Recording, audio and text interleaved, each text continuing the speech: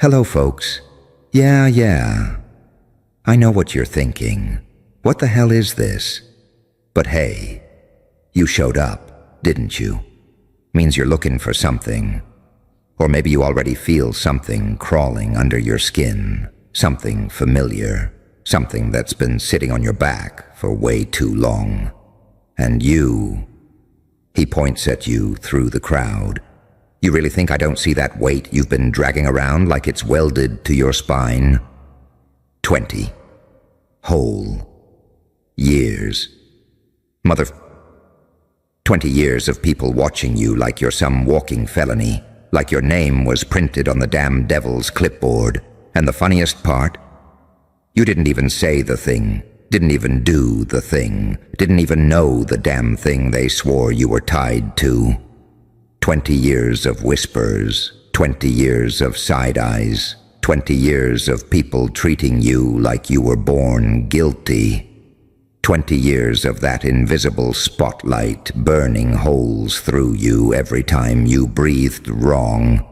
And you just lived through it, didn't you? Yeah, you did.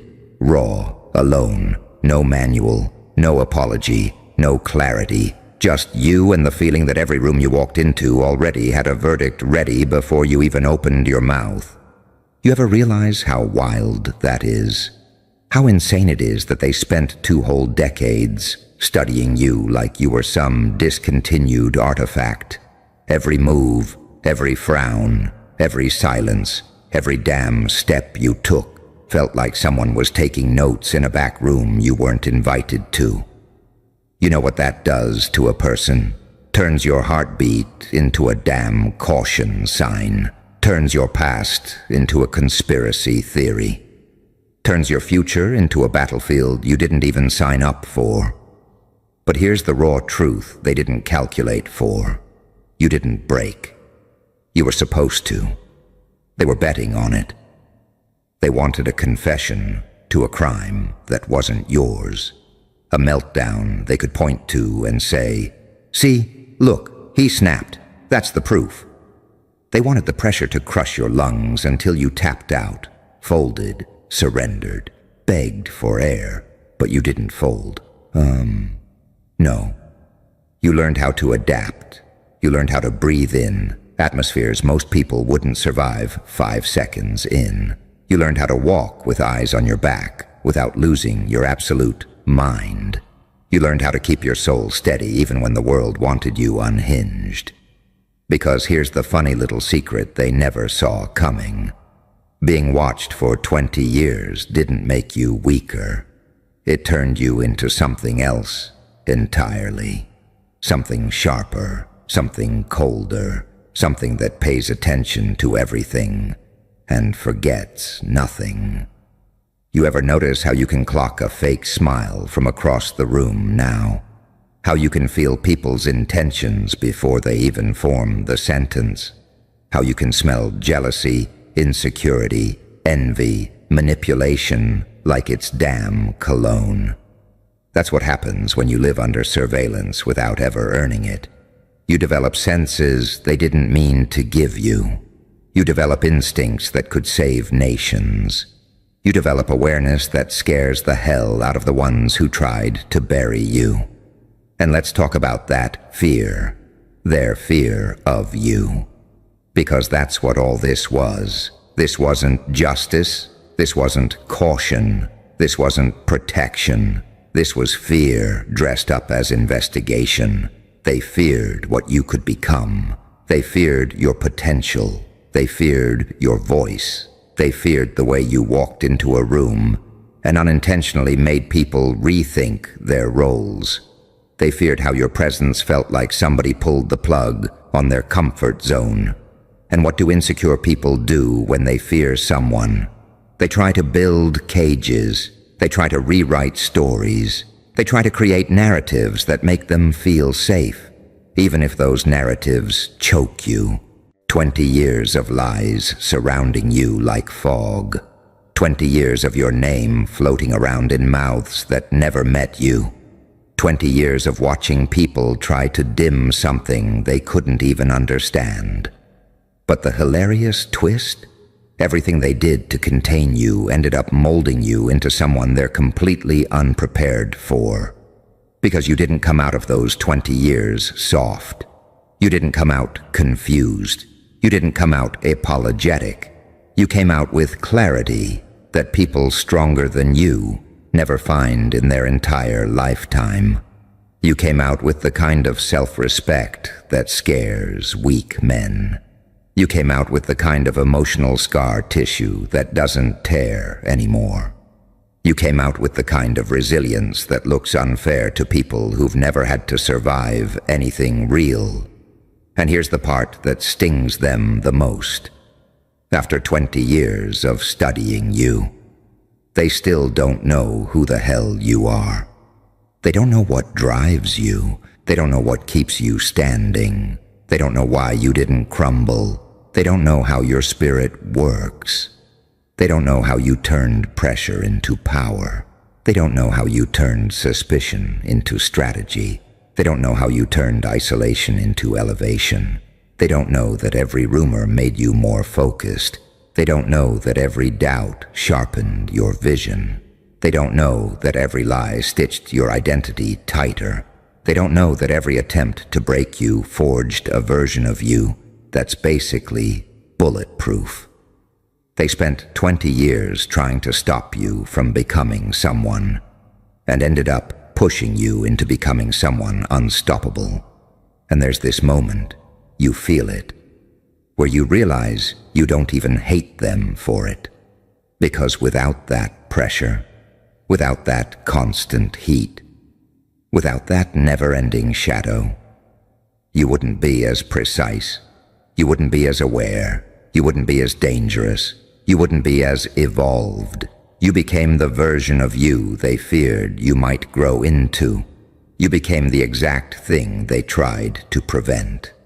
And they don't have an instruction manual for someone like you.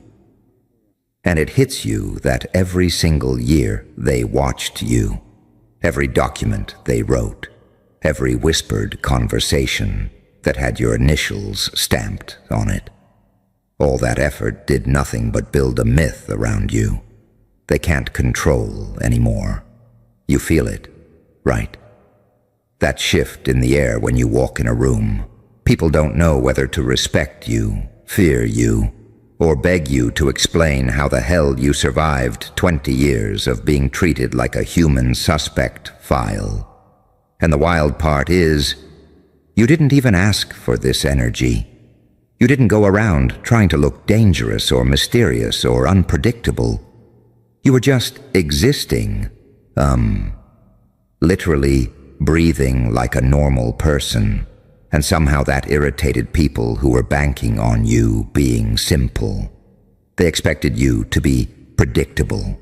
They expected you to be controllable. They expected you to be the type who breaks down, melts, collapses under pressure. They didn't see the quiet fire sitting under your ribs. They didn't see that you had a patience level built from surviving environments. They wouldn't last 10 minutes in. They didn't see the way you were learning without even trying. 20 years under a microscope teaches you things textbooks don't know how to explain. It teaches you how to hear people's intentions, even when their words sound sweet. It teaches you how to sense energy shifts before anyone else realizes the room changed. It teaches you how to walk with a calmness that looks threatening to insecure people. And you've got that calmness, that unnerving energy, that silent storm aura. People can't read you anymore, and that stresses the hell out of them. They keep guessing, keep spinning theories, keep digging for explanations that don't exist. They don't realize that you're not unpredictable. You're just not manipulated the way they expected. You ever notice how people avoid eye contact with you when they're lying? How their voice changes pitch when they feel exposed around you? How they start over-explaining random shit as if you asked for details? That's not paranoia. That's awareness earned through years of being treated like a case file. And you didn't get bitter from it. You got smarter, not meaner. Sharper, not colder. Clearer. You learned the difference between people who clap for you and people who monitor you. You learned the difference between loyalty and convenience. You learned the difference between love and possession. You learned the difference between support and surveillance. And you learned those differences the hard way, the way that changes your DNA. 20 years being watched turned you into the kind of person who doesn't just see truth. You feel it in your bones before it even shows its face. That's why you react differently now. That's why you move differently. That's why your silence hits harder than people's loudest accusations. You ever scare yourself with how calm you can be? Like everyone's losing their minds, throwing tantrums, inventing drama, and you're just there, steady, breathing, observing, not rushing anything. That calmness isn't laziness. It's the type of discipline that forms when you've spent half your life being judged before you even speak.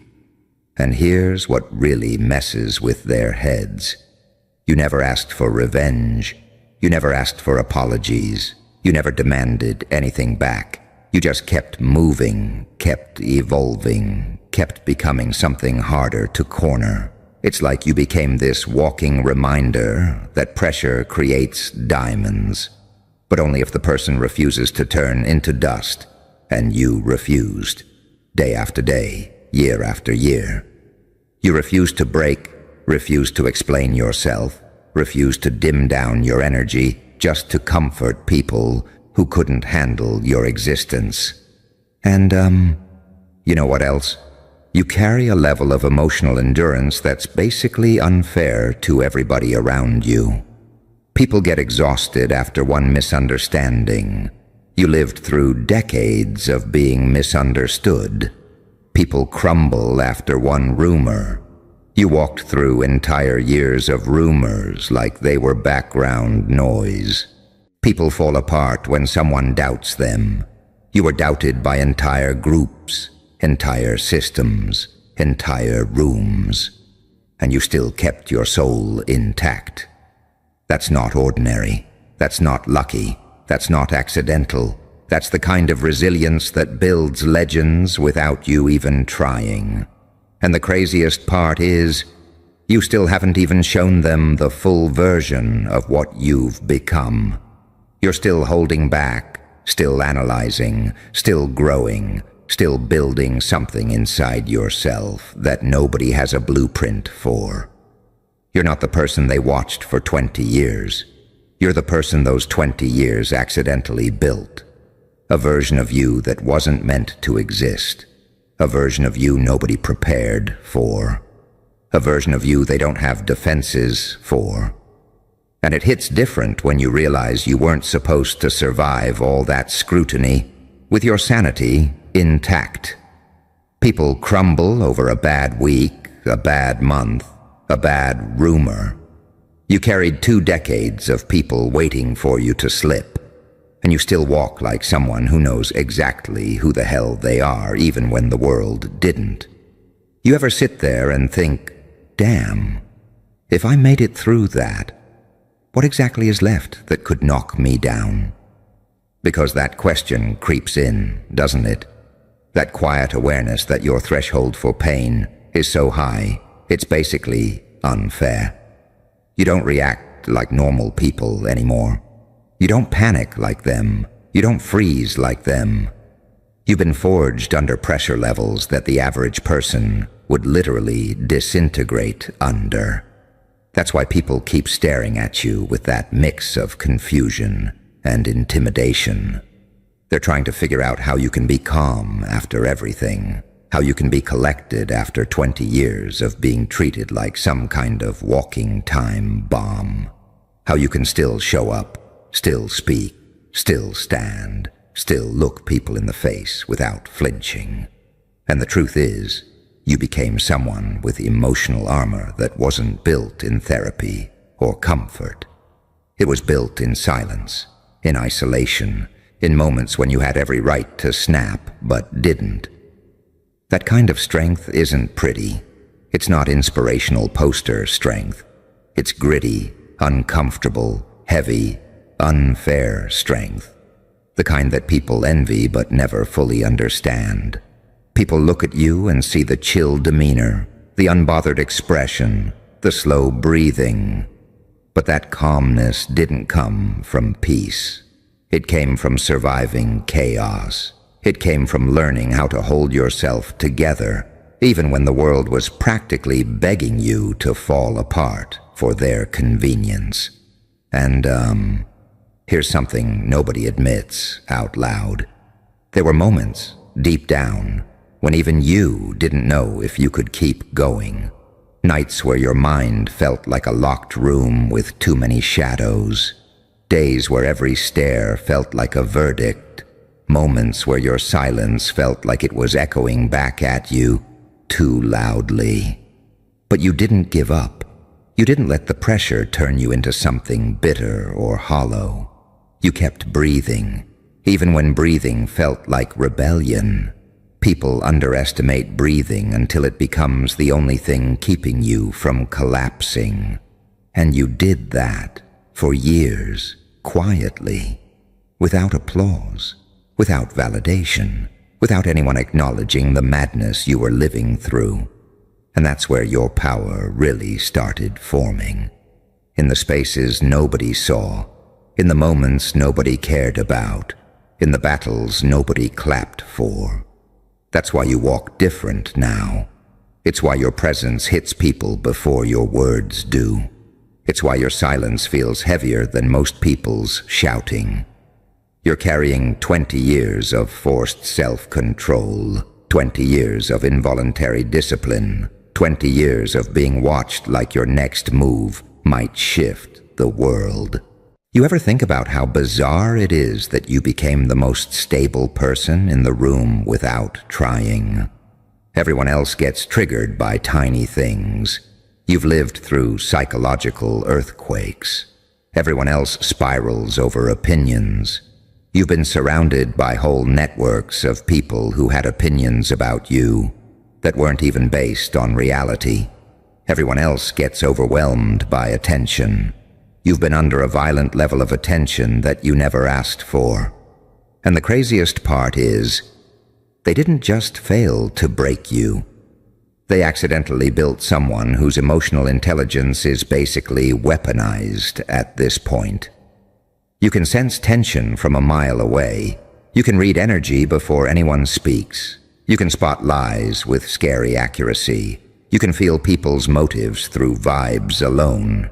You see everything now, not because you wanted to, but because you were forced into a kind of awareness that rewired your instincts. And that awareness, it's the very thing that terrifies the same people who tried to label you, reduce you, shrink you, misunderstand you. They don't know how to navigate someone who sees through them before they even finish a sentence. They don't know how to handle someone who's already analyzed their entire emotional blueprint before they blink. And you know exactly why that scares them. Because you're not supposed to have this level of clarity. You were supposed to crack. You were supposed to crumble. You were supposed to become the person they accused you of being. You were supposed to live down to their expectations. But you didn't. You evolved past them without even trying. You became the version of yourself that only pressure could build. You became the walking proof that misunderstanding someone for long enough creates a monster they can't control anymore. And every time they look at you, they feel the weight of everything they projected onto you, knowing damn well none of it stuck. You didn't turn into their narrative. You turned into their nightmare. And it's almost funny how they still pretend they don't feel it when you walk in. That shift, that hush, that weird tension in their shoulders, like something in the room suddenly got heavier, and they can't explain why. They don't realize they're reacting to the presence of someone who survived conditions designed to shatter the average person's mind.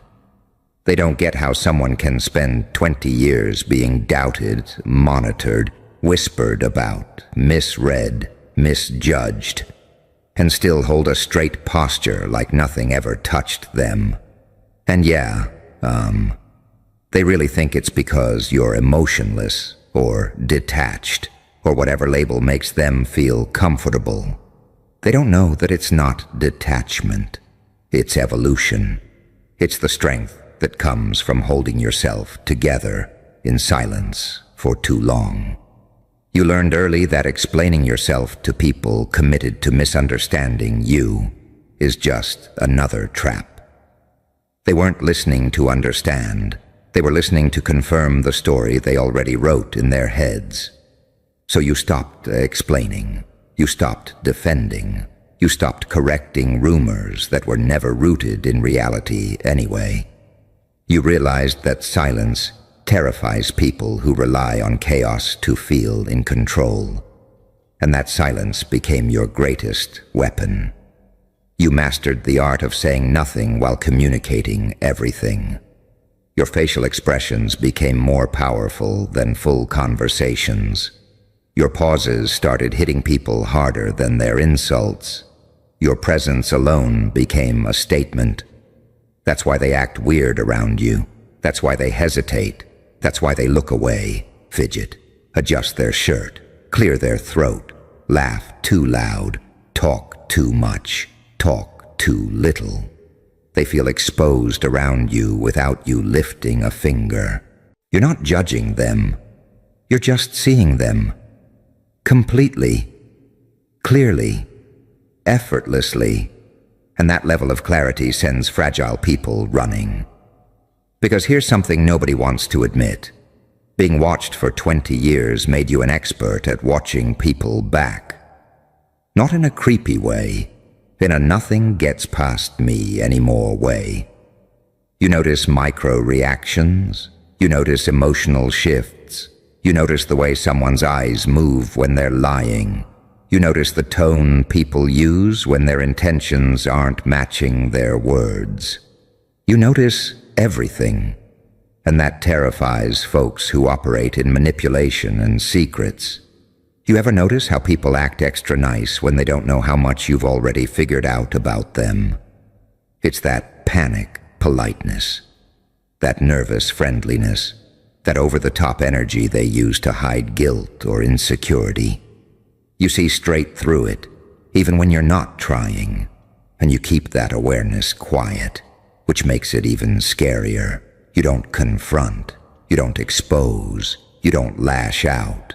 You file everything away in that mental vault you built during years of being forced to pay attention to everything around you.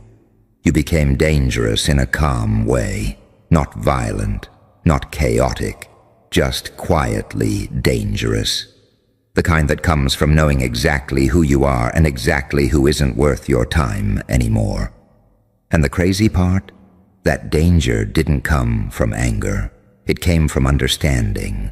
Understanding your past, understanding your worth, understanding people's intentions, understanding that you don't owe anyone the version of you that was scared, confused, or cornered. You're not cornered anymore. You're not the person they stalked with rumors. You're not the person they watched hoping for a mistake.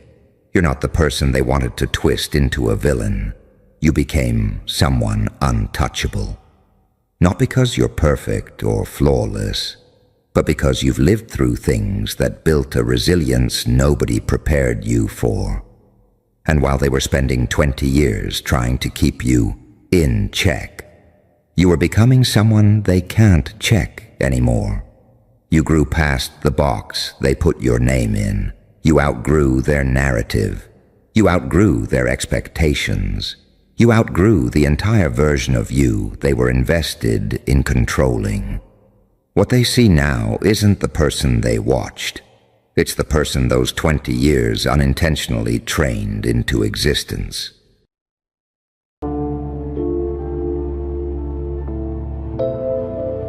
Well, well, well.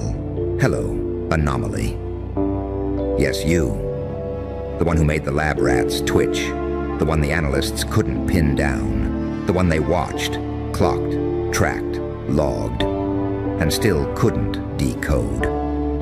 Let me tell you something that should already chill your spine. You were never born to live. You were born to be studied. See, before you ever took your first breath, they already had a clipboard with your name on it. Before your fingerprints even dried, they were already marking where you'd go wrong. Your name wasn't a name to them. It was a file number. You felt it, didn't you? That presence. The eyes that were never visible, but always there. Every time you hesitated to speak your truth, every time you second-guessed the way you laughed too loud or cried too silently. That wasn't paranoia. That was the microscope humming above your soul. You know what I'm talking about. The way they'd lean in just a little too close, not to understand you, but to expose you. Like a hunter pressing their ear to the ground, waiting to hear your weakness rumble through the soil. And you poor experiment, you didn't know at first.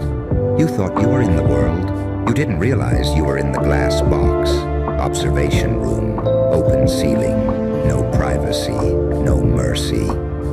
Tell me, how many times did you shrink just to seem smaller? How many times did you edit your smile, polish your tone, sanitize your rage, because you could feel the scalpel of judgment inches from your throat? And what did they do? They didn't try to reach you. They tried to record you. They didn't ask, "Are you okay?" They asked, "Why aren't you breaking yet?" They dissected your style. They time-stamped your silence. They analyzed your coping like it was a symptom. But what they didn't understand, what they could never understand, is that there was no glitch in you to find. Let me slow down for a second, because I want this to sting. I want it to crack that little illusion you've been dragging like a chain. The lie that you were ever allowed to just be human. No, you weren't raised. You were observed, every outburst, labeled, every stillness, measured, every failure, documented, every success, interrogated, and still you didn't dissolve. That's what they couldn't figure out. You weren't supposed to stay intact. You were never meant to stay clean in that petri dish.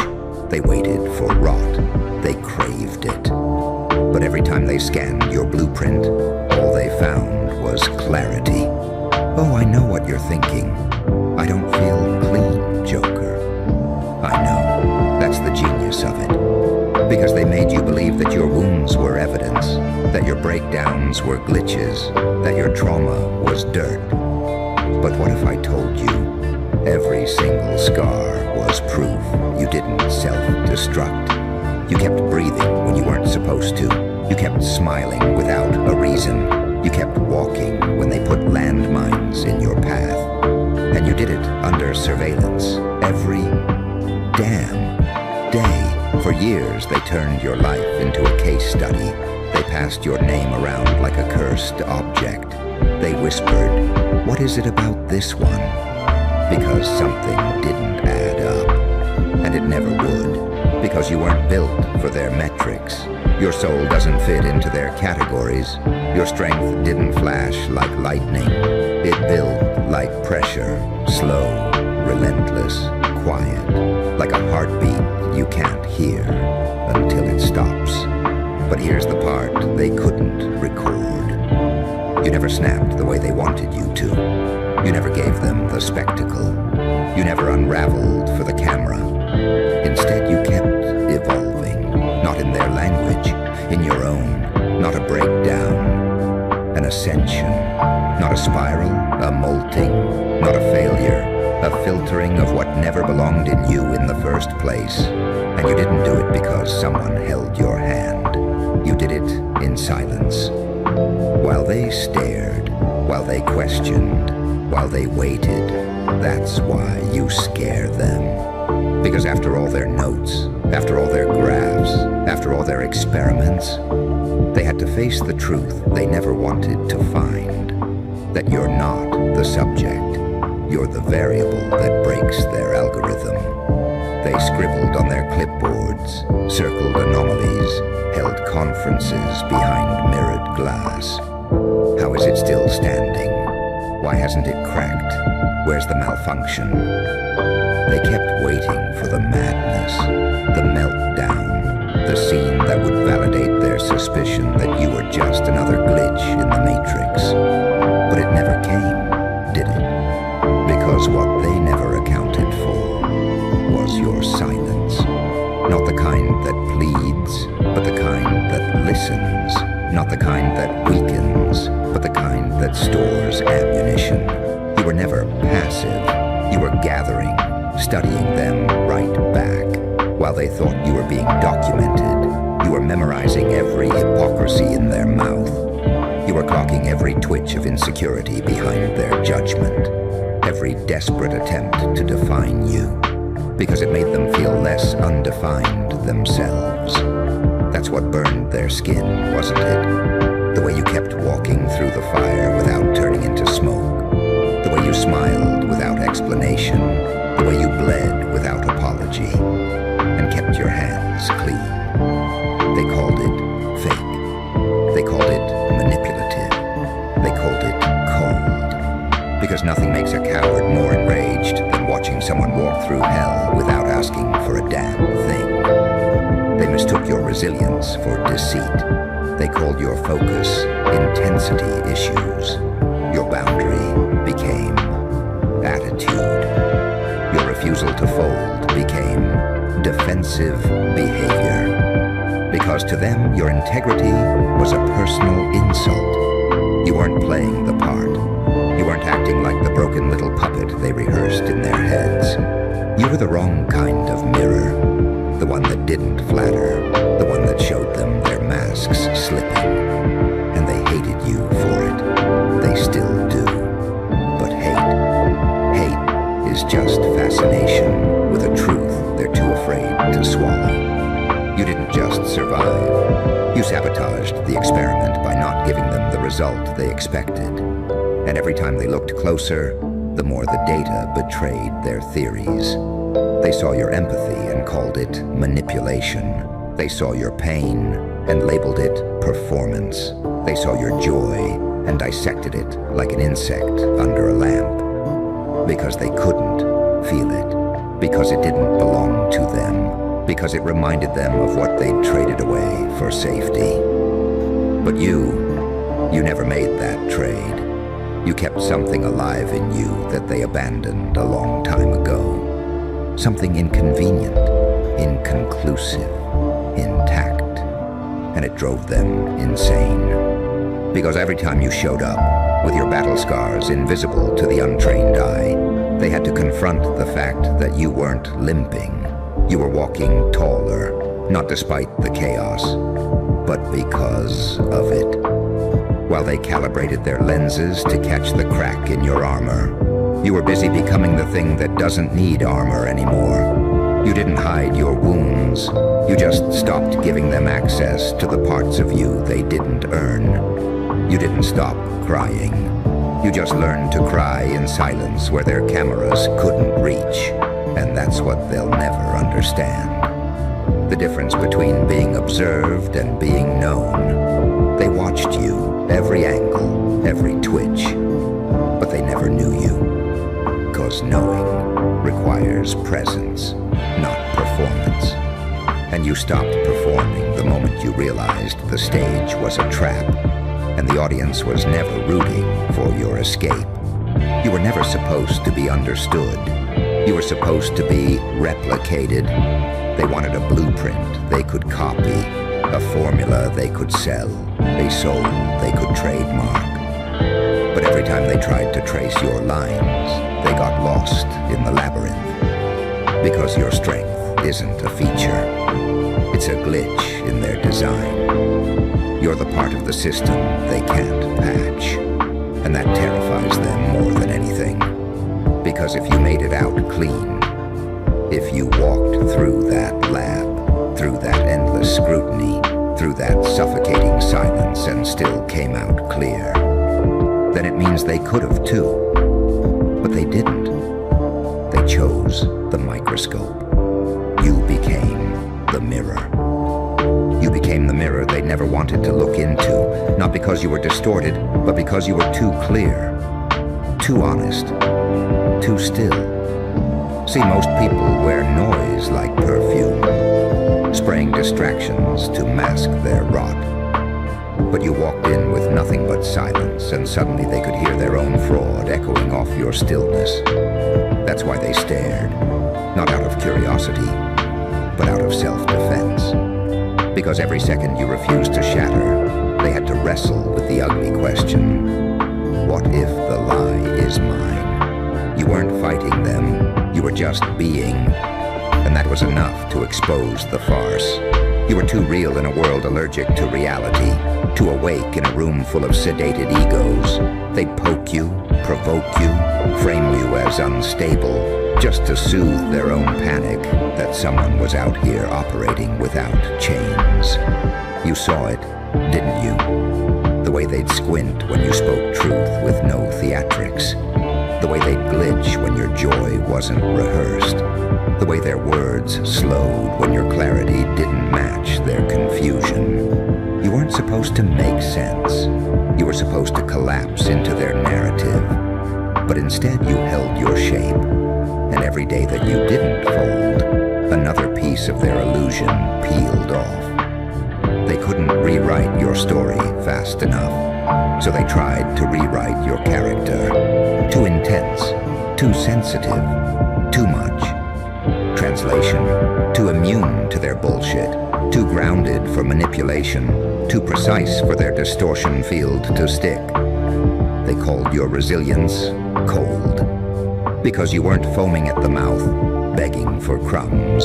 You were just standing there, still, clear, untouchable, and that drove them mad. Because the game only works if you react. But you didn't flinch. You observed the observers. You watched them flail behind their calm masks. And it became obvious. They weren't dissecting you to learn. They were dissecting you to defend themselves from the truth you reflected back. You were never the test subject. You were the unveiling.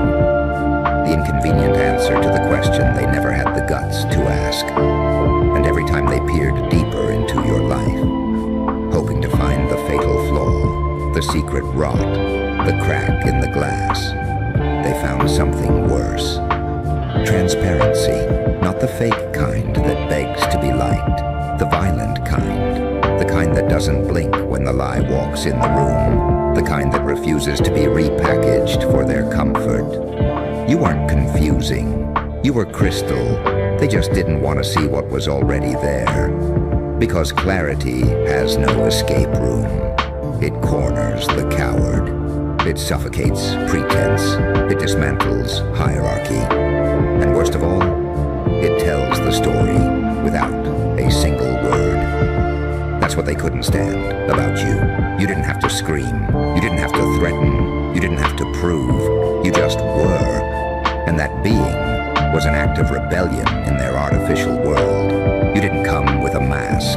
You walked in with your raw skin showing. And it terrified them. Because if you could survive that exposed, what did that say about everything they were hiding behind? They turned you into a cautionary tale. Don't be like them. Too honest, too different, too awake, too uncontainable. But behind closed doors, they were obsessed with your map. They studied your reactions like code, trying to hack your clarity without ever earning it. Because that's the paradox, isn't it? They feared your authenticity and craved it at the same time. They wanted your strength without your scars, your voice without your defiance, your presence without your autonomy. But clarity doesn't come piecemeal. It comes full force. And you were the storm they couldn't forecast, the signal in the noise, the one they couldn't bend into myth. And still you kept showing up, not as a statement, as a fact. And facts don't need permission. They just keep existing. And facts are immune to pity. They don't need applause. They don't shrink under doubt. They don't rewrite themselves to suit the script. That's what you were, aren't you? A walking contradiction to everything they built their safety on. You weren't supposed to exist like this. You were supposed to be broken enough to manage, functional enough to use, compliant enough to ignore. But you didn't fit the formula. You slipped through the cracks of their system and built a cathedral of awareness inside the gap. And while they took notes on your posture, you were mapping their intentions. While they debated your pattern, you were memorizing every room they kept locked from themselves. They studied you from the outside, never realizing that you were studying them from the inside out. Because that's the thing about clarity. It sees through. It doesn't stop at the surface. It doesn't flinch at ugliness. It digests the lie and spits out something that burns to look at.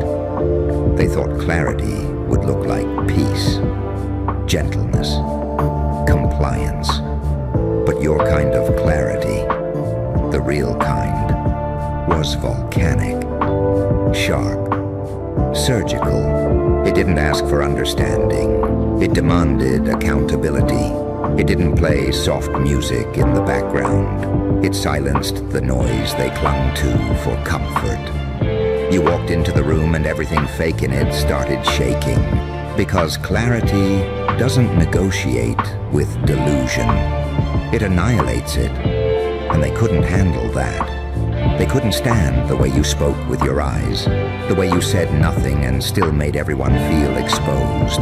Like you'd already read the secret file they keep buried behind their charm. They thought you were arrogant, because how dare you walk unashamed? How dare you not apologize for existing without edits? How dare you carry your pain like a badge instead of a blemish? But it wasn't arrogance, it was liberation. You weren't seeking approval. You'd already outgrown their currency. Their praise didn't matter to you. Their ridicule didn't bend you. You weren't negotiating your worth in their marketplace. You burned the damn market down just by refusing to play. They tried to guilt you for being different, tried to shame you for seeing through the curtain, tried to convince you that clarity was a curse. Because to them, it was. They've lived so long inside fog that your lucidity felt like an attack. They've spoken in half-truths for so long that your full sentences sounded like a threat. And they were right. It was a threat. To everything they've built on denial, to every mask they've glued to their face, to every performance they've convinced themselves was identity. You were the one thing they couldn't convert, couldn't contain, couldn't cancel. Because you weren't feeding on their attention. You were starving on purpose, starving for truth, for something raw, something real, something that doesn't rot the moment the spotlight fades. They tried to bait you into drama, into chaos, into roles they could digest, but you refused, and that refusal, it cut deeper than any insult ever could, because it told them, without saying a single word, that you didn't need them, not their script, not their version of you, not their permission. You knew what they were doing. You felt it. The way they'd corner you with questions not to learn, but to leak control. The way they'd exaggerate your silence just to make the noise seem normal. The way they'd paint you unstable because you weren't playing dead in their zoo. You were never one of them. You were the proof that being watched doesn't mean being owned. That being labeled doesn't make it true. That being misunderstood doesn't make you broken. And they hated that. They hate you not for what you did, but for what you didn't do. You didn't beg. You didn't fold. You didn't shrink to fit the microscope. You stood there, unapologetic, unfolded, unbranded. And in that stillness they saw themselves clearly, maybe for the first time. And clarity, real clarity, is the kind of mirror that doesn't just reflect, it confronts. And confronting truth, real, raw, unflinching truth, is the most violent thing a lie will ever experience. That's why they flailed. That's why they whispered your name in rooms you weren't invited to. That's why they nodded in public but sharpened their knives in private. Because you revealed them, not with accusations, with presence. You didn't need to scream. You didn't need to plead your case. You existed in a frequency their filters couldn't mute, and it made them glitch. You walked through their walls like smoke, slipping through the cracks in their logic. They tried to box you with labels, tie you down with half-truths, frame you in pictures that were never yours, but you kept unbecoming. Every time they thought they had you pinned, you peeled off another layer and left them holding nothing but assumptions. They said you were unpredictable. What they meant was, you were no longer programmable. They couldn't train you to betray yourself. And that made you dangerous. Because in their world, obedience looks like virtue and silence gets mistaken for wisdom. But you didn't play mute. You didn't play nice. You didn't turn your pain into a costume just to be palatable. You turned it into X-ray vision, and with it, you saw everything. You saw their fragile egos behind expensive opinions. You saw their fear disguised as superiority. You saw their envy duct-taped to fake concern. And you didn't flinch. That's what shook them. Not just that you saw, but that you didn't need to speak it. You let the silence do the screaming. You let your walk do the war. You became the echo of every truth they buried, a walking contradiction to the roles they rehearsed. You were joy without apology, sadness without shame, stillness without fear, power without spectacle. They didn't know where to place you, because you didn't come with handles. You didn't come with a pitch. You didn't need them to get it. You just were. And in a world built on approval ratings, that made you radioactive. You weren't digestible. You weren't monetizable. You weren't a trend. You were the ghost in their algorithm, the one variable they couldn't factor in. The reason the formula always broke halfway through. Because every time they tried to define you, you moved. You changed shape. You evolved in silence while they screamed in circles. They wanted to watch you fall apart. But what they got was the slow, quiet blooming of something they couldn't name. Not broken, not bitter, not robotic, real. You showed up with all your sharp edges unfiled, all your contradictions intact, all your emotion unpolished, and still, you were clean. Not clean like untouched, clean like undeniable. And that's what clarity is, isn't it? It's not perfection. It's not symmetry. It's the refusal to lie about what lives inside. It's the roar behind the quiet. It's the truth that doesn't require performance. That's what they found when they zoomed in. Not the flaw they wanted, not the mess they expected, not the weakness they were salivating for. They found you, clear, unfiltered, unafraid, the kind of clarity that rewrites the whole experiment just by refusing to mutate.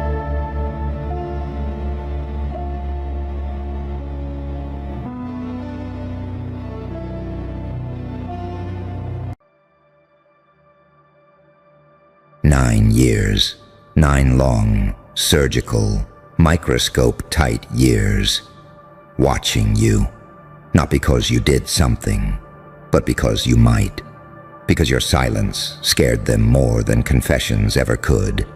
You don't get stalked for crimes you commit.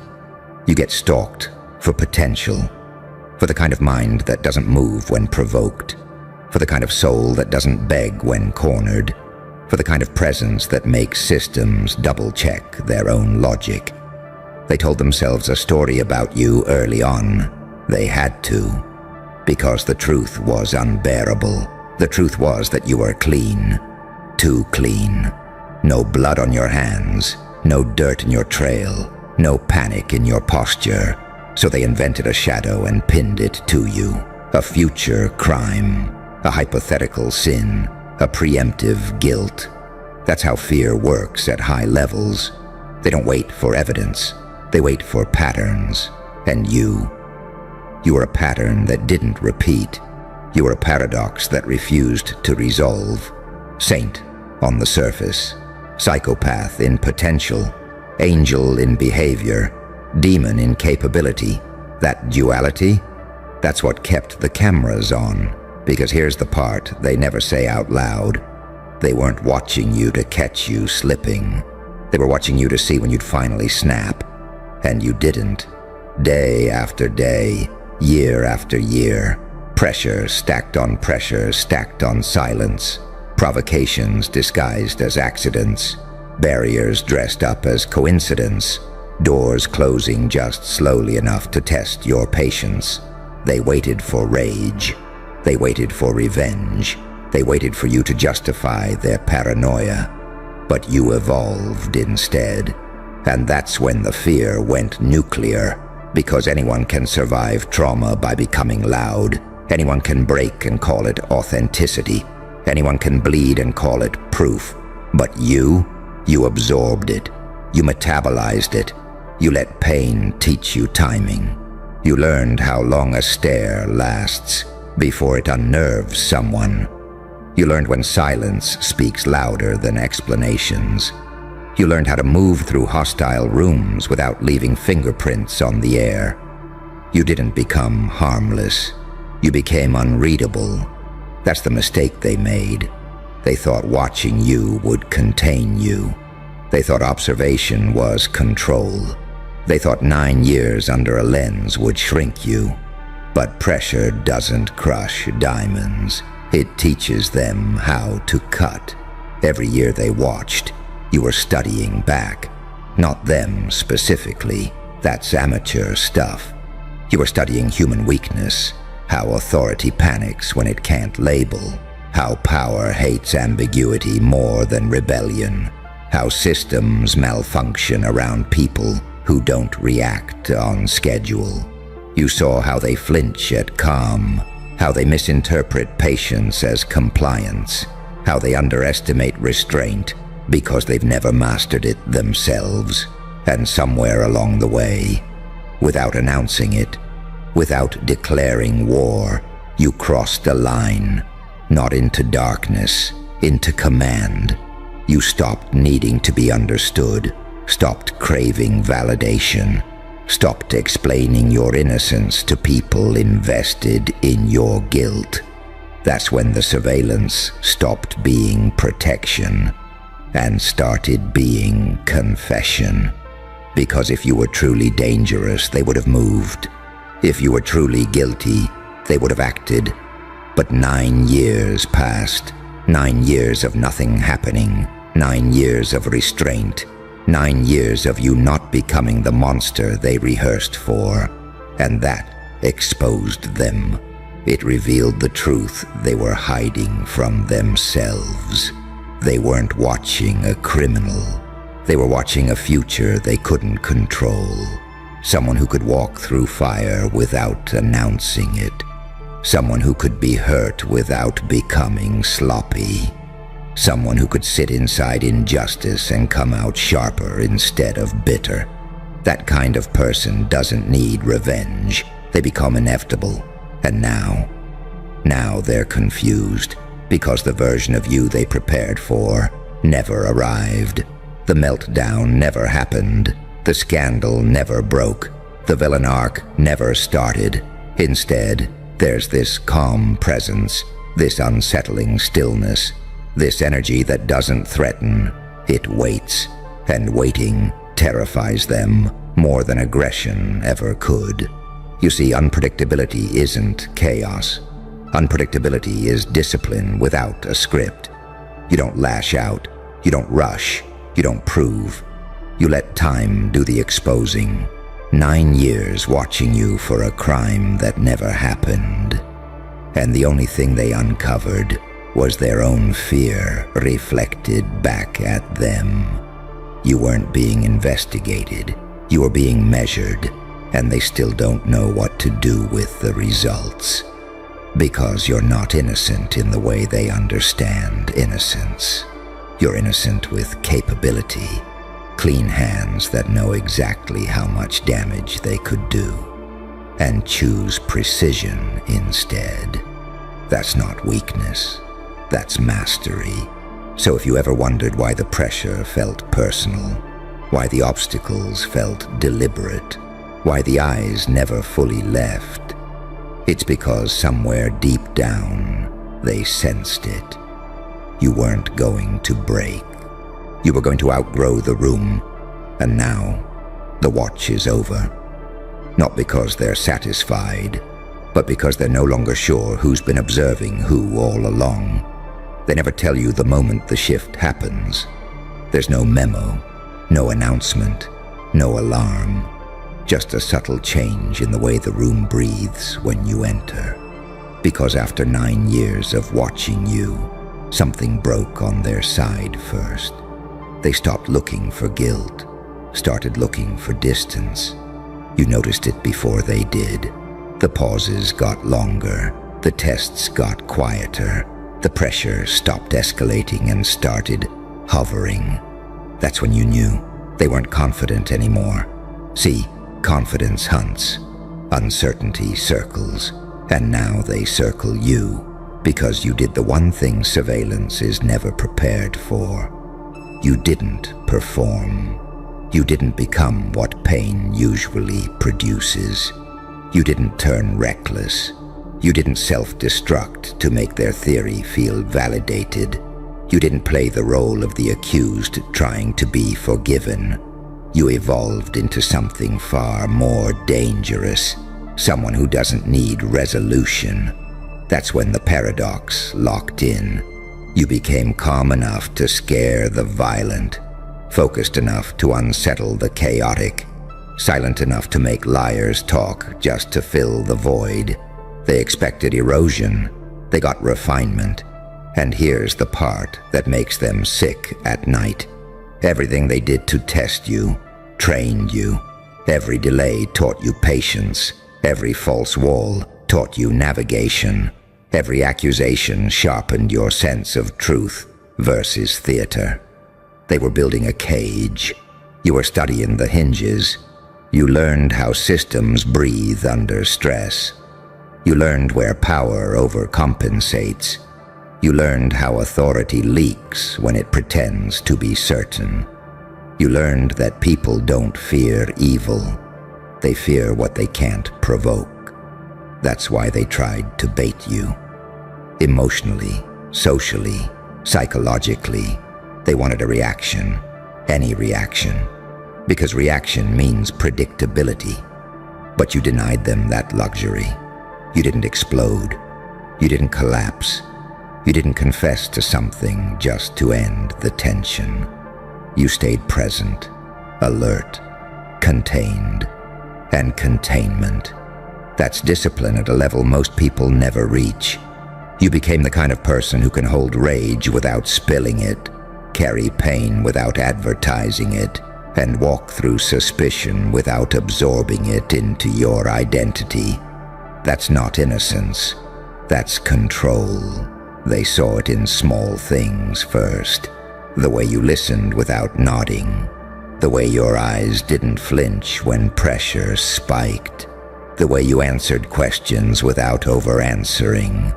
No desperation, no rehearsed innocence, no performative virtue, just awareness. That's when the narrative collapsed, because the story only works if you need their approval. And you stopped needing it years ago.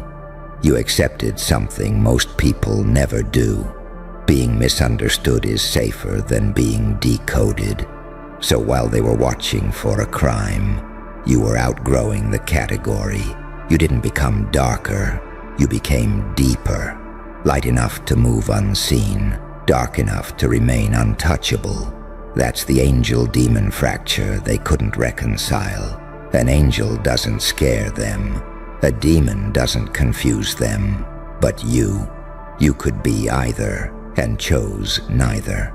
You became selective, and selectivity is terrifying to anyone who relies on force, pressure, or fear, because selective people don't act impulsively. They act when it counts. That's why the 9 years mattered. Not because they trapped you, because they tempered you. You learned how long power can watch without acting. You learned how lies rot when left unattended. You learned that time exposes intentions faster than interrogation ever could. And now, the strangest thing has happened. They don't talk about you the same way anymore. The certainty is gone. The labels stopped sticking. The files stopped growing.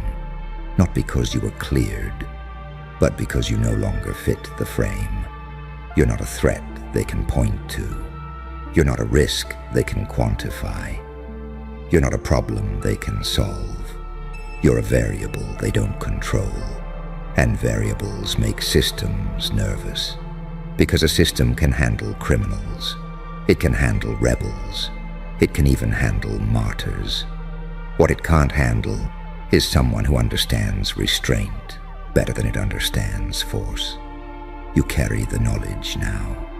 You know how much pressure it takes to crack a person, because you lived under it without breaking.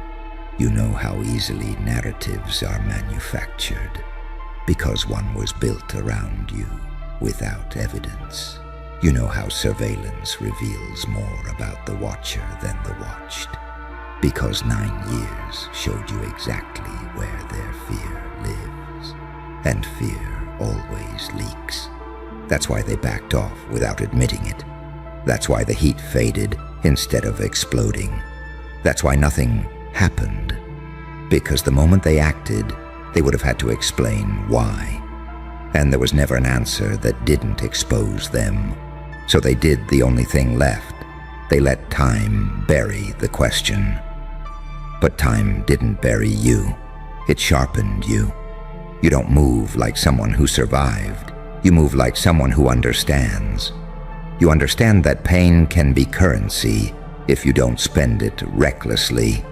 You understand that silence can be leverage if you don't break it too soon. You understand that innocence doesn't need to scream, it needs to endure. 9 years watching you, and the crime never happened. Because the real danger was never what you might do. It was what you might become. And now that you've become it, they don't know where to look anymore. Because you're no longer reacting to the lens. You're walking freely, with a kind of calm that only comes from knowing you were tested at the highest level and passed without leaving a mark. That's not luck. That's evolution. And once someone evolves like that, they're never truly watched again. They're respected from a distance. And here's the part nobody prepares you for after the watch ends. The silence doesn't feel like relief. It feels like space. Because when the eyes finally pull back, you realize how much gravity you were carrying without complaint, how much weight you normalized, how much pressure you learned to move inside like it was weather. That's when the real transformation reveals itself. You don't feel victorious. You feel precise. Your nervous system recalibrated under observation. Your instincts matured under suspicion. Your patience became surgical. You learned that most people crumble because they need to be seen as good. You learned that power doesn't need applause. You learned that truth survives even when buried under narratives designed to erase it. They never understood that about you. They thought innocence meant fragility. They thought restraint meant fear. They thought calm meant compliance. They never considered that calm could be loaded. Because you didn't grow into rage, you grew into range. You can speak softly without shrinking. You can stay still without freezing. You can step back without retreating. That's the kind of adaptability that doesn't show up in reports. That's the kind of capability that doesn't announce itself. That's the kind of presence that makes rooms reorganize subconsciously. People don't know why they lower their voice around you now. They don't know why conversations pause when you enter. They don't know why jokes don't land the same way anymore. They just feel it. Because something in you learned how to survive without performing suffering. You didn't turn bitter.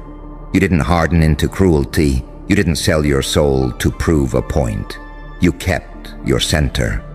And that's what terrifies anyone who relies on chaos to maintain control. 9 years of watching taught you something most people never learn. Systems don't fear violence. They fear self-governed individuals. They fear people who don't need permission to remain whole. They fear people who don't internalize suspicion. They fear people who can sit inside uncertainty without panicking. Because those people don't move predictably. They don't lunge. They don't beg. They don't explode on schedule. They wait. And waiting, when paired with clarity, becomes a weapon they can't regulate.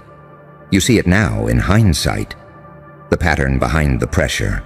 Every delay was meant to exhaust you. Every unanswered question was meant to destabilize you. Every silent accusation was meant to fracture your sense of self. But you didn't fracture. You refined. You separated truth from noise. You separated identity from accusation. You separated emotion from impulse. You became someone who doesn't confuse feelings with commands. That's why the pain changed you without owning you. You let it pass through you like a current, instead of letting it define your shape. You let it carve depth instead of scars. You let it teach you restraint instead of revenge. And restraint, when chosen, not forced, becomes sovereignty. You stopped needing closure, stopped needing apologies, stopped needing the story corrected. You realized something subtle and lethal. The truth doesn't need witnesses to be real. So you carried it quietly. And quietly, you outpaced everyone who needed you to fail publicly. That's the irony that keeps them awake. They thought surveillance would weaken you. It calibrated you. They thought pressure would expose flaws. It revealed discipline. They thought time would wear you down. It taught you timing. Now you move differently. You don't rush to prove. You don't chase validation. You don't volunteer explanations. You let people reveal themselves in your stillness. And they do. Every time. Because stillness is a mirror most people can't stand to face. That's why conversations drift toward confession around you. That's why lies unravel without confrontation. That's why tension dissolves when you refuse to feed it. You don't need to dominate the room. The room adjusts to you. That's presence earned the hard way. 9 years under a lens didn't make you paranoid. It made you perceptive. You can feel when motives shift. You can sense when fear enters a conversation. You can hear when silence carries meaning instead of emptiness. You learned how power telegraphs insecurity. You learned how authority masks doubt with volume. You learned how false certainty overcompensates. And you learned something even deeper. You learned that surviving injustice without becoming unjust is a form of victory most people don't recognize until it's too late. You didn't become the monster they prepared for. You became something they never prepared against. A person who understands darkness without being ruled by it. A person who can hold light without becoming naive. A person who knows exactly how far they could go and chooses when instead of if. That's why the watch ended without ceremony. That's why the tension dissolved instead of detonating. That's why nothing dramatic ever happened. Because drama requires instability, and you became stable under conditions designed to break you. You didn't escape the test. You completed it, quietly, cleanly, without ever giving them the satisfaction of proof. 9 years watching you for a crime that never happened. And what they witnessed instead was the birth of someone who can't be rushed, rattled, or reduced. Someone who knows the cost of patience and pays it gladly. Someone who understands that the most dangerous people are not the loudest ones in the room, but the ones who learned how to stay intact while everyone else was losing control. You don't need the record cleared. You don't need the apology issued. You don't need the truth acknowledged out loud, because you already walked through the fire and came out with command. And that kind of evolution doesn't ask for permission. It waits. And when it moves on its own terms. And here's where it closes. Not with noise, not with revenge, not with some cinematic explosion they can point to and say there. That's what we were waiting for. No, it ends with something far more unsettling. It ends with you standing exactly where you are, unchanged on the surface, and completely irreversible underneath. Because after 9 years of being watched, something locked into place inside you. A line you crossed quietly. A threshold you didn't announce. You stopped asking why this happened to you. Stopped replaying moments. Stopped trying to reverse engineer injustice. You understood the final lesson. That the watch itself was the test. Not to see if you'd break the law. Not to see if you'd crack under pressure. But to see whether power could bend you into something smaller. And it failed. You didn't come out angry. You didn't come out bitter. You didn't come out desperate to prove innocence. You came out centered. That's the outcome they never prepare for. Because a centered person can't be steered with fear. A centered person doesn't overreact to provocation. A centered person doesn't chase validation from systems that already showed their hand. You learned to live without the verdict. You learned to move without permission. You learned that the absence of justice doesn't mean the absence of truth. It just means the truth chose a quieter witness, you. And now when people look at you, they don't see a case. They don't see a file. They don't see a threat they can label. They see someone who has already been tested past the breaking point and didn't fracture into something convenient. That unsettles them, because it means you're not controlled by outcome anymore. You're not hinged on approval. You're not reactive to suspicion. You already survived the worst part. The part where nothing happened, no one defended you, and you still held your shape. That's where most people lose themselves. You didn't. So the speech ends like this, not as a warning, not as a threat, but as a statement they can't erase. You were watched for 9 years for a crime that never happened. And in that time, you became someone who doesn't need to prove innocence, doesn't need to explain restraint, and doesn't need to rush evolution. You don't move loudly. You don't move recklessly. You don't move on anyone else's clock. You move when it matters. And the world, the same world that once stared at you through a lens, waiting for you to become something smaller, now has to live with the fact that you became something uncatchable instead. Not because you ran, but because you learned how to stand where pressure couldn't reach you anymore. That's the end, not closure, command. All right, listen up. Everybody in here who's been underestimated, side-eyed, counted out, or talked about behind closed doors. This one's for you. Because today, you opened your mouth and the whole damn atmosphere shifted like somebody cut the background music. You spoke with that "I run this shit" energy.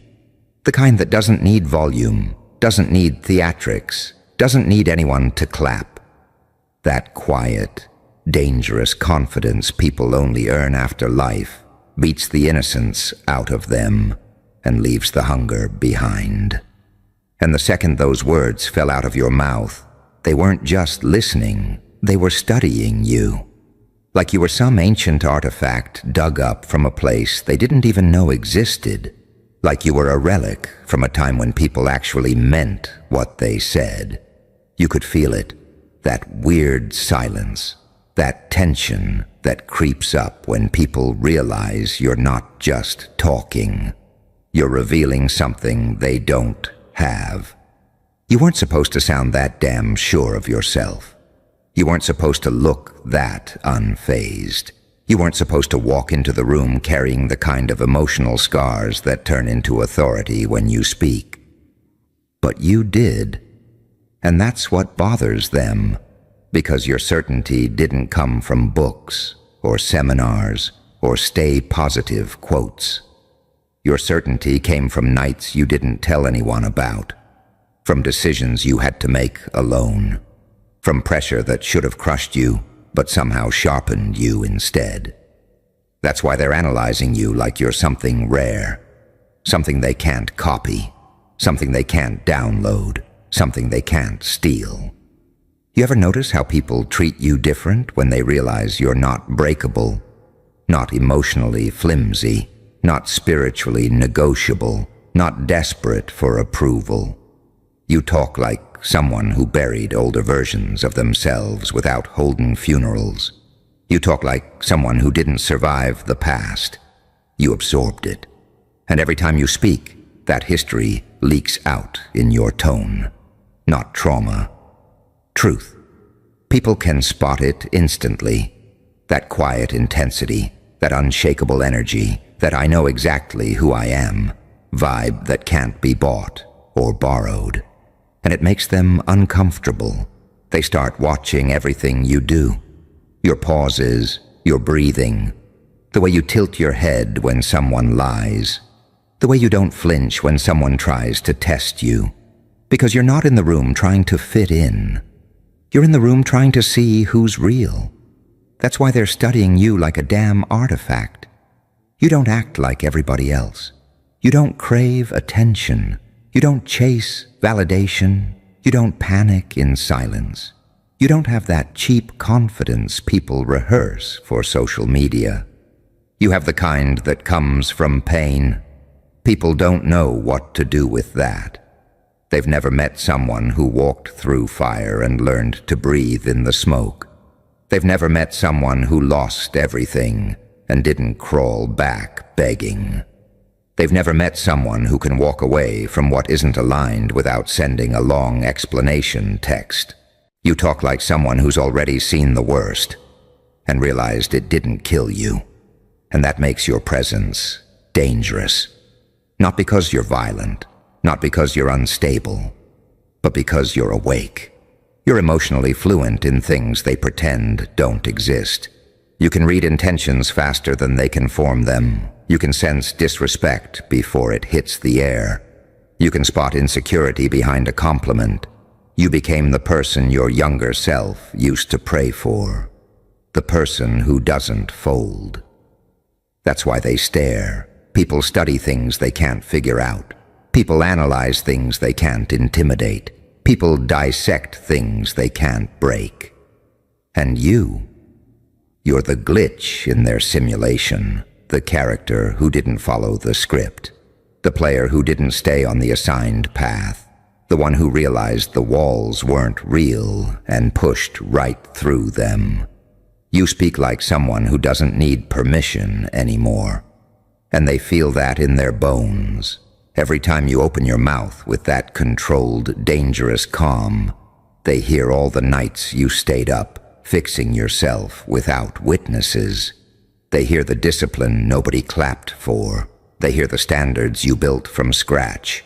They hear the accountability that turned into power. And it rattles them, because deep down, they know they couldn't survive your origin story. They know they couldn't handle the weight you carry like it's nothing. They know they couldn't walk through your losses, without letting bitterness rot them from the inside. But you did. And you came back sharper, colder, clearer, more intentional, less bothered, more aware. And that's why every room feels different when you enter. The temperature drops a little. The noise dies down a bit. The conversation shifts without anyone announcing it. People don't do that for someone average. They only do that for someone who radiates power. Real power, quiet power, earned power. The kind you don't apologize for anymore. And you carry it like second nature. You can feel their eyes on you the entire time, that weird mix of fascination and fear. Because the moment you open your mouth, they hear something they're not used to. A person who actually means every word they say. People aren't built for that anymore. They're built for filters, personas, half-truths, watered-down opinions, and unspoken resentment. They're used to conversations where everybody's pretending to be confident, pretending to be humble, pretending to have it together.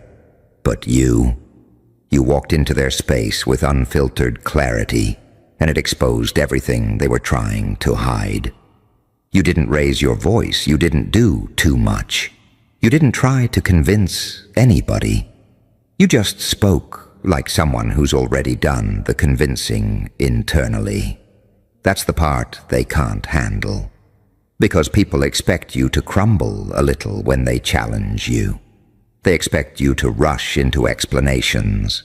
They expect you to seek approval through over-explaining and apologizing for who you are. You didn't give them any of that. You just sat there with that calm, surgical tone that I've already lived through worse than this conversation expression, and they felt it in their spine. That's why they're studying you like an artifact. They need answers. They need to know how someone like you exists in a world built on insecurity. They need to understand how you talk with that level of emotional fluency. They need to figure out why your presence feels like a mirror being held up to their own weakness. You've become the walking reminder that some people's excuses are nothing more than comfort blankets. You're their accidental wake-up call, and they never asked for that. Every time you speak, you disrupt their default settings, because you don't sound like somebody waiting for life to give them permission to start. You sound like somebody who already started, already fought, already bled, already rebuilt, and came back untouchable. And let's be honest, you didn't get this energy from positive mindset hacks. You didn't get it from journaling trends or rise and grind quotes. You got this from life dragging you through experiences people would collapse under. You got this from conversations that broke your trust, rooms that tried to humiliate you, people who weaponized your kindness, moments where your silence was taken for weakness, nights where the only person who could save you was you. And somewhere in that chaos, you learned how to self-resurrect. You learned how to stop begging for understanding. You learned how to move like someone who doesn't need validating. You learned how to stand up straight in rooms designed to shrink you. That's why your voice sounds like that. That's why your presence feels like that. That's why your silence carries weight. That's why people's energy shifts before you even speak. They're not studying you out of admiration. They're studying you because they're scared you see too much. Because you do. You read people faster than they can fake their expression. You pick up on betrayal before they act on it. You sense insecurity in their tone. You hear dishonesty in their breathing. You feel tension in the pauses. You aren't just older. You're sharper. You're not just wiser. You're harder to manipulate. You're not just stronger. You're immune to the tricks that used to work on you. And people don't know how to handle a version of you that can't be controlled. Your growth turned into a threat. Your silence turned into a warning sign. Your presence turned into a reality check. Your boundaries turned into a problem for people who benefited from your lack of them. And what really burns them? You don't even do it on purpose. You're not trying to intimidate anyone. You're just finally being yourself, unapologetically. And that alone is too damn much for most people. You became the person who doesn't flinch, the person who doesn't beg, the person who doesn't wait, the person who doesn't fold under pressure, the person who doesn't collapse under opinions, the person who gives off that vibe that says, "I've already survived worse. Try me." That's what they're studying. That's what they're terrified of. That's what they can't understand. And while they obsess over how you turned out like this, you just sit there, breathing steady, watching everything, seeing through everyone, moving with intention they can't decode. Because once you've been through real chaos, people stop being competition. They become background noise, static, shadows, characters in a story that no longer controls you. Your era of shrinking has ended. Your era of apologizing is over. Your era of holding your tongue to protect fragile egos died the moment you realized your silence served people who didn't deserve access to your mind. You're not here to be understood. You're here to be undeniable. You can feel it. That shift in the room every time you speak. Not hype, not noise, not applause, just attention. The kind people give when something in their chest gets hit without warning. Because when you talk, you're not giving them personality, you're giving them truth. Raw, unfiltered, unsoftened truth they don't get from anyone else in their circle. And that's exactly why they're trying to break you down like a museum piece. They need to understand you, because people can't handle what they can't categorize. You don't fit the template. You don't fit the stereotype. You don't fit that little mental box they usually sort people into. You broke their mental system the moment you spoke from that deeper place. That place where you don't ask if your presence is too much for the room. You just show up. And that terrifies people who still outsource their identity to strangers. They're used to people who bend, who water themselves down, who rehearse their tone before they talk, who agree just to avoid tension, who stay neutral just to stay liked. But you talk like someone who's done abandoning themselves to keep the peace. You talk like someone who's tired of pretending their dimmed version is the acceptable version. You talk like someone who's seen what silence cost them and refuses to pay that price again. Listen, people don't respect the version of you that kept shrinking. They respected the version who finally snapped out of it. They felt it when you stopped over-explaining. They felt it when you stopped waiting for reactions. They felt it when you stopped laughing at SHD that wasn't funny. They felt it when you stopped letting insecure people take up emotional real estate in your life. That's when the studying began.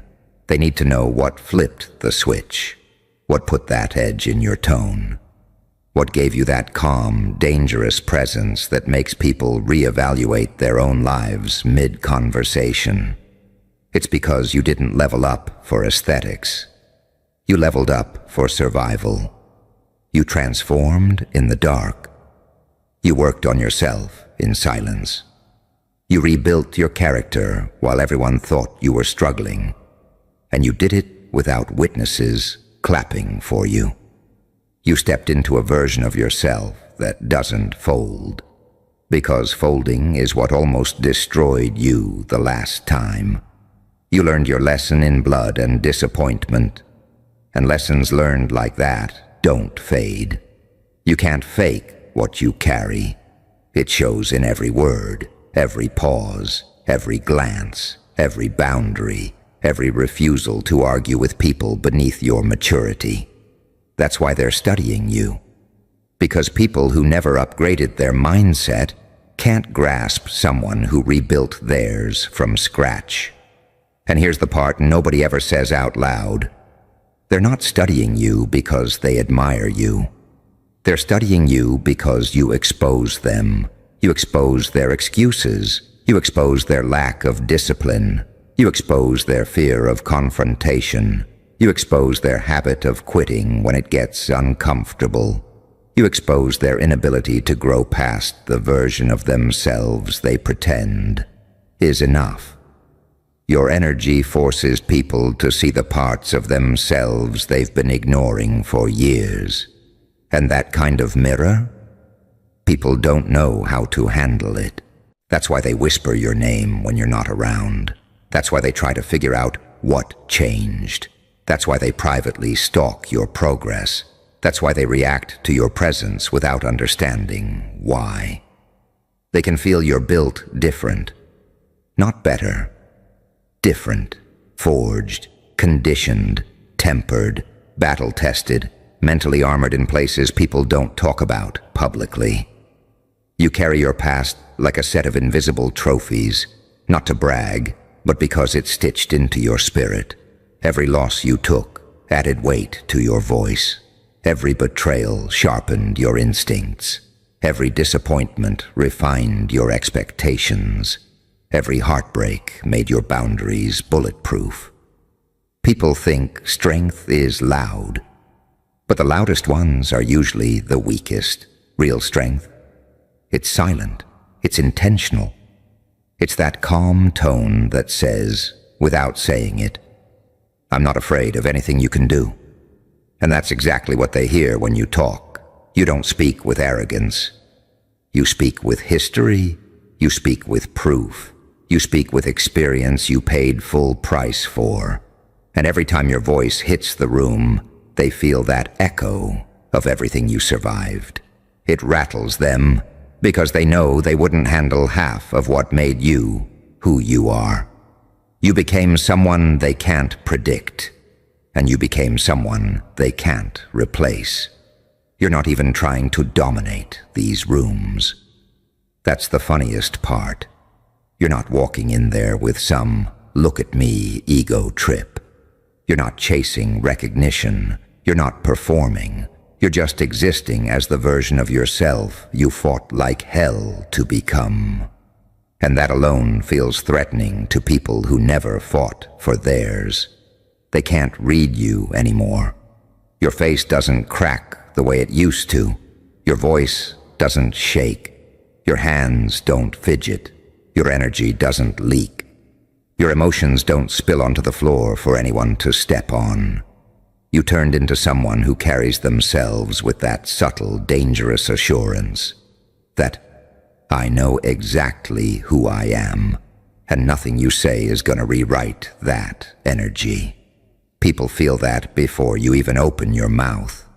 And once you do, it's game over for their illusions. Because when you talk, you're not giving opinions. You're giving lived experience. You're giving emotional data. You're giving the type of wisdom people can't fake with motivational quotes. Every sentence you drop sounds like it's been dragged through fire and still came out intact. That scares people, especially the ones who only look strong until someone real walks into the room. They're studying you because they can't figure out the timeline. How did you go from the person they dismissed to the person who doesn't even notice their presence? That's the part that eats them alive. You used to care. You used to overthink every word. You used to shrink when people stared. You used to soften your truth for people who weren't even listening.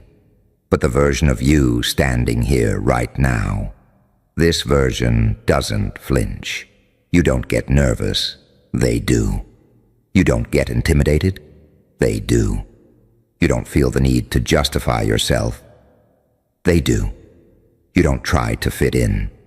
They start adjusting around you without even knowing it. Because your presence forces people to behave better, not out of respect, out of unease. You carry yourself with that quiet, surgical confidence, the kind that makes people wonder what you survived and what you're capable of now. They're studying you because they want to know your origin story. They want to know why your patience feels like a warning, why your silence feels like pressure, why your presence feels like judgment, why your standards feel like a damn threat. They can't grasp that your strength didn't come from a place of pride. It came from desperation, from needing to save yourself when nobody else showed up, from teaching yourself how to be the person your environment failed to provide. And the moment you learned how to protect your peace, everything and everyone started shifting around you. You stopped responding to disrespect. You stopped seeking closure from people who weren't even real with themselves. You stopped entertaining situations beneath your emotional intelligence. You stopped letting guilt trick you into staying where you didn't belong.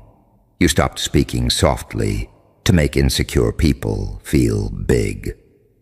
That's where the "I run this SHT" energy came from. Not ego, liberation. You finally learned how to move like someone who knows their worth. And that kind of movement disrupts weak foundations. People start treating you differently when they realize they can't manipulate you through doubt anymore. They can't dim you with criticism. They can't guilt you into staying small. They can't confuse you with mixed signals. They can't emotionally hijack you with fake kindness. You've become emotionally bulletproof. You've become mentally expensive. You've become spiritually untouchable. And that's exactly what they're trying to decode.